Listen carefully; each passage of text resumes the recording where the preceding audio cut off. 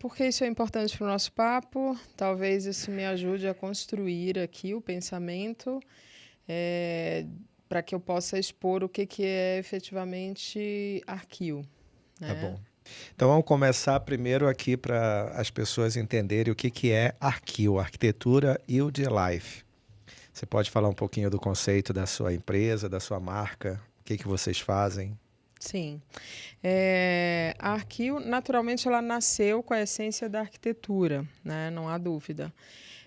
No entanto, a gente tem o conceito do yield, que seria o retorno financeiro da aplicação daquela qualificação, daquele atributo, né, que a arquitetura ela pode conferir para aquele imóvel ou para aquele hotel. No entanto, a gente está falando de vida. Então, por isso que nós inserimos o nome Life, porque além do retorno financeiro, obviamente, a gente objetiva o bem-estar ali naquele ambiente. E como o hoteleiro ou até o investidor em real estate, né, para quem não conhece o termo real estate, é o setor imobiliário, a indústria imobiliária. E hoje a hotelaria, né, ela é tijolo, ela é imobiliário também. Muita gente também acaba comprando um hotel, investindo no hotel e depois de fazer aquele hotel crescer, dar lucro e se destacar, ele olha aquilo como um ativo e às vezes acaba colocando à venda. Ou até mesmo de uma sucessão natural. Na hotelaria independente a gente vê isso muito, né? As sucessões, onde chega num ponto que às vezes uma outra geração não quer assumir, conduzir aquele business. Mas aonde exatamente a Arqueo pode colaborar para esse investidor, né? Não necessariamente de um hotel ou um investidor que tenha estúdios, né, de locação, casas de praia de locação, aonde a Arqueo pode atuar para ajudar esse profissional, esse investidor, seja ele hoteleiro, seja ele um investidor de casas de short stay, né, de curta temporada, como estúdios, ou casas de praia, casas de serra, enfim, como o Arqueo colabora com esse perfil de cliente. Bem, então eu vou tentar fazer um overview aqui em alguns conceitos, de forma sintética, naturalmente. Aqui a gente está falando então de hospitality design, né, que engloba todas essas áreas que você falou, desde a hotelaria ao estúdio, né, para rentabilidade, até a casa de praia também, que o proprietário investidor possa colocar a visão de rentabilidade. Então, a gente está falando de hospitality design. O que acontece? Na visão de real estate, a arquitetura ela deixa de ser um fim e ela passa a ser um meio para obter outros propósitos, né? Outros objetivos, na verdade. Então, o propósito ali será a visão de negócio. Obviamente que os conceitos e a essência da arquitetura ela precisa se manter, certo? O que você falou é tijolo, né? Só que a gente vai, na visão do real estate, além do tijolo, né? Então, a gente entra na operação, na área operacional e com a visão também de como que eu posso maximizar o retorno financeiro para aquele meu cliente primário, vamos chamar assim. Então, nesse tipo de produto... O cliente primário, no caso, seria o O investidor. investidor. Tá? Então, nesse tipo de produto, existe o cliente primário, que a gente chama que é o investidor, e o cliente final, Que é que o hóspede. seria o hóspede. Tá? Esse hóspede ele é desenhado na forma, vamos chamar assim, da persona. Tá. Tá? Então, eu não é melhor que eu não faça não imprima uma visão tão abrangente para dizer eu quero qualquer hóspede, eu quero todas as pessoas aqui. É mais interessante que seja focado. É entender qual é o público-alvo que você quer atingir, isso é a persona. Exatamente. Tá? Aí eu diria para você que existe, além da emoção, que é um fator da arquitetura para uma residência, por exemplo, existe ali, você vai imprimir toda uma força, né, da emoção das pessoas que vão viver naquele lugar. E elas pagam o que for, vamos dizer assim, para ter aquilo, para ter aquele conforto ou aquela experiência. Diferente disso, no real estate, ou a arquitetura aplicada ao real estate na hotelaria, você precisa observar 3 pilares. Tá? É a forma, obviamente, a beleza, a plástica, a função daquilo, tá? E o preço. Então, vamos lá. A plástica, a gente precisa delineá-la conforme a expectativa e o desejo da persona. Então, aí, nesse caso, você, como investidor, que é o cliente primário, ele, nessa situação, ele se torna o secundário. A primeira coisa que eu tenho que pensar é na persona, o público que eu quero. Isso. Isso como que a gente consegue obter? A gente consegue, primeiramente, através de uma análise de mercado. Aí entra a Hotel B2C. Tá. A Hotel B2C ela é parceira da Arqueo. A Arqueo ela nasceu, na verdade, dentro da Hotel B2C. Né? Então, a gente precisa de uma inteligência de mercado prática, tá? Para que a gente identifique o potencial hóspede e a vocação daquele lugar. Tá? Então, qual é o tipo de turismo que existe ali? É o estudo de mercado, né? Isso. Então, esse estudo de mercado, onde o que a arquiteta Giane está colocando, é um estudo de mercado que a Hotel B2C faz em cima de um destino que o investidor quer colocar recursos ali. Que tipo de análise de mercado é essa? Oferta, demanda, para o público-alvo, né? Para a persona, qual é os competidores que existem lá, quais são os diferenciais, qual é o ticket médio, quais são os atributos que esses competidores têm, né, diferenciais que eles oferecem de experiência, em média quantos metros quadrados tem em cada propriedade, que tipo de amenities eles utilizam, quais são os diferenciais dele, qual é a taxa de ocupação média daquele destino, qual é a projeção de faturamento baseado naquela taxa de ocupação e a diária média. Enfim, então é uma inteligência que antevê o risco, né? Ela ajuda a mitigar o risco, né? Você saber que aonde você está colocando o seu dinheiro, você está fazendo tudo isso baseado em dados, não só em um sonho, porque muita gente que oferece, Exato, que investe em hotelaria, em hospitalidade, ele tem muito aquele sonho, né? De ter uma propriedade na praia, um negócio na praia ou na serra, e viver daquele negócio. Mas a gente tem que botar, é o que você falou, botar um pouco a emoção do lado, né, e olhar com racionalidade, contratar, antever, prever aquilo que você quer fazer de investimento para entender os riscos. Exato.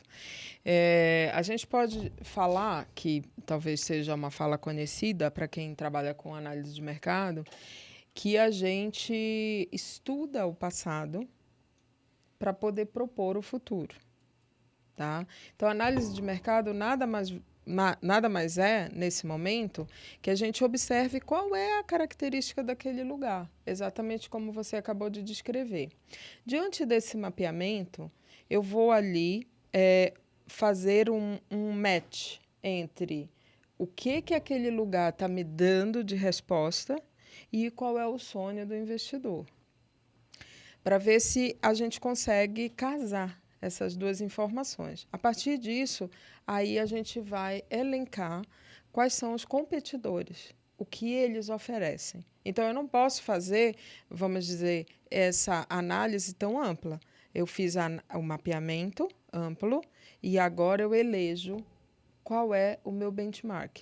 Então, eu vou ali eleger 3, 4 propriedades que oferecem um modelo que esteja alinhado com a vontade, as expectativas do investidor, tá? E, a partir daquilo, eu começo a definir os atributos ali. Então, até aqui, a gente está falando ainda como um papel da Arqueo, muito ainda embrionário, mas estratégico, pensando muito na parte ainda de real estate. Sim. Pensando que vocês chamam de AQI, não é isso? Avaliação de qualidade de investimento. Isso. Isso é um trabalho que a Arqueo faz, né? Para quem não conhece o termo, você pode explicar um pouquinho o que é uma AQI e o impacto disso, resumidamente? Claro. Análise da qualidade de investimento é um termo cunhado pela Politécnica, pela Escola Politécnica da USP. Obviamente que é um conceito muito mais amplo, mas a gente usa, vamos dizer, uma parte desse conceito, tá? E aplica, sim, a propriedades independentes do tamanho, mas o raciocínio ele vai ser o mesmo. Tá? Mas a análise da qualidade do investimento, ela na verdade... Ele é um pré-estudo antes do investimento. Sim, então, é o planejamento. É um planejamento. É o planejamento. Então, se a pessoa, por exemplo, está querendo fazer esse tipo de investimento, ele pode contratar a Arqueo já para fazer uma AQI antes de pensar em realmente fazer o projeto. Sem dúvida, sem dúvida. O mercado ele conhece como análise econômico-financeira, onde você vai simular o fluxo de entrada e saída para que, então, você possa modelar, vamos dizer assim, antecipar a visão de retorno financeiro. E nessa modelagem dentro da AQI, você vai provocar um estresse olhando as situações macroeconômicas, microeconômicas, para entender o impacto que aquilo pode ter dentro do negócio ao longo do tempo? Sem dúvida, tem uma complexidade, né, nessa análise, mas a Arqueo ela tem essa expertise para desenvolver esse tipo de trabalho. Bacana. Aí, indo então para o tema da conversa, que seria o homestaging, diante de toda essa potencialidade Vamos entender que lá do outro lado também a nossa persona talvez não entendam muito bem esses termos. Então, se puder traduzir o que é homestaging para eles. Tá, vamos falar. Então, fizemos a análise de mercado, tudo começa com ela. Tá. Falamos do tripé, né? Forma, função e preço. Tá? A forma, então, antes da gente fazer a forma, a gente precisa fazer um pequeno estudo de mercado. Tá? Não necessariamente essa análise mais aprofundada, tá? da qualidade de investimento. Mas fazemos um pequeno estudo de mercado para que a gente tenha o benchmark. Aí a gente vai identificar quais são os atributos ou as experiências que aquelas unidades hoteleiras de benchmark estão oferecendo. A partir disso, a gente começa, então, a selecionar quais atributos a gente acha que cabe para o nosso produto. Tá? Então, aí estamos no pilar forma, né? Depois a gente precisa tornar isso real. Então, a gente vai para o pilar função, né? Então, qualquer elemento que seja colocado no ambiente, ele antes tem que ser analisado, tem que passar pelo pilar função. Tá? Então, eu tenho que pensar no momento da operação, no momento da implantação. Então, porque o que a gente vê, né, ao longo... eu tenho mais de 40 anos de experiência com turismo. A Hotel B2C tem 9 anos de mercado. A gente atua hoje em todo o Brasil, basicamente, né? Praticamente, não basicamente, praticamente em todo o Brasil, com propriedade de pequeno, médio e grande porte. E a gente tem uma diversidade de investidores ali, desde investidores de casa, de condomínios, né? De condomínios de casas em praia, até hotéis no litoral, em capitais no litoral do Nordeste, com 200 apartamentos. Então, tem um mix de produto bem interessante.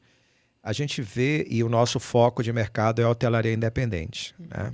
A hotelaria independente é tudo aquilo que não é rede. E a gente vê como o equipamento hoteleiro, ele é um equipamento que tem um alto giro, né? Então, o desgaste desse equipamento ele acontece de uma forma natural. Então, a renovação dele ela acontece muito sem um planejamento. Né? Então, acho que o homestage ele casa aí, né? Mas eu quero aproveitar essa lacuna para voltar a falar mais uma vez sobre inteligência de negócios. Então, a Hotel B2C ela é uma empresa de inteligência de negócios. A gente nasceu com uma empresa de revenue management, mas a gente se ampliou muito mais além do revenue management. O revenue management ele é a gestão estratégica tarifária para gerar melhor rentabilidade para o hotel, resultado financeiro. Mas dentro do nosso dia a dia, a gente acaba tendo um olhar muito mais amplo, muito mais holístico, né? A gente faz uma análise em 360 graus. E nós somos uma empresa data-driven, né? Uma empresa baseada em dados. Contra números não há argumentos. E aí, às vezes, a gente se depara com hotéis, com tem até um caso que o Klaus acabou de falar numa live nossa aí, de um cliente que queria aumentar o preço de uma diária dele, porque aquela diária era uma Master Plus X, não sei nem dizer o termo, era uma super suíte, né? E falou, não, eu preciso aumentar o meu preço, a proposta de vocês de tarifação para esse quarto, ela está aquém da minha expectativa. E aí a gente deu 5 passos atrás e falou assim, mas qual é a taxa de ocupação dessa categoria? E aquela categoria de quartos só representava 10% de ocupação. Então, como é que você quer um reajuste de um valor de 30% numa categoria de quarto que ele não representa nem 10% da sua receita, né? E aí, dentro do homestay, na arquitetura, eu acho que tem que trazer esse olhar. É você olhar os dados, olhar os números e o real estate junto, né? Porque aquele metro quadrado que está sendo subutilizado, a taxa de ocupação dele está sendo subutilizada, eu tenho naquela mesma propriedade um outro quarto com uma metragem semelhante, mas o custo de metro quadrado é igual, porque o custo operacional ele é igual, independente da categoria. Porque o que eu preciso transformar para que aquele meu patinho feio, que tem 10% de ocupação, e eu tenho no mesmo hotel uma outra categoria de quarto que tem 30% de ocupação? Qual é o olhar? Qual é a visão da arquitetura, do homestay, do real estate, para ajudar o hotel a transformar isso em algo mais lucrativo? Ok. Então, vamos lá. Ainda recapitulando, fizemos a análise, vamos dizer, extramuros. Então, fora da propriedade, para saber o que a concorrência está oferecendo. Estabelecemos um benchmark. Eu quero melhorar o meu produto. O que eu tenho ali de concorrente, o que eles oferecem e que eu acho que eu posso oferecer melhor, né? Diferente daquilo. Diferente no sentido de melhor, né? A partir disso, eu começo a fazer a análise intramuros. É o que você acabou de falar, né? Então, eu vou começar a verificar a taxa de ocupação, a diária média. Mas isso é algo que, por exemplo, normalmente um escritório de arquitetura, quando é contratado, ele não se preocupa com isso. Não. Ele está muito preocupado mais em atender o cliente primário. A menos que seja uma rede hoteleira. Que aí tem essa inteligência, sim, obviamente. Mas então, vamos lá. A gente começa, então, a análise intramuros. Tudo parece muito complexo, mas aqui, na verdade, a gente está explicando um passo a passo, né? Então, é bastante execuível isso, tá? Mas vamos explicar aqui esse passo a passo. Então, vamos fazer a análise intramuros. Diária média, taxa de ocupação. O que cada quarto, se eu tenho uma variação da unidade habitacional, né, na tipologia, na arquitetura, enfim, o que cada quarto está entregando. Os atributos de cada... Os atributos de cada quarto e quanto ele está entregando em receita. Em rentabilidade. Retorno, financeiro. Aí você vai identificar aqueles que têm potencial para melhorar esse retorno, como você acabou de citar o seu cliente, que ele queria elevar a diária. Mas será que tem capacidade o tijolo para maximizar a receita, para melhorar a performance daquela unidade habitacional em taxa de ocupação e em diária média? Não sei. Aí é que entra a Arquil. Aí é que entra a arquitetura.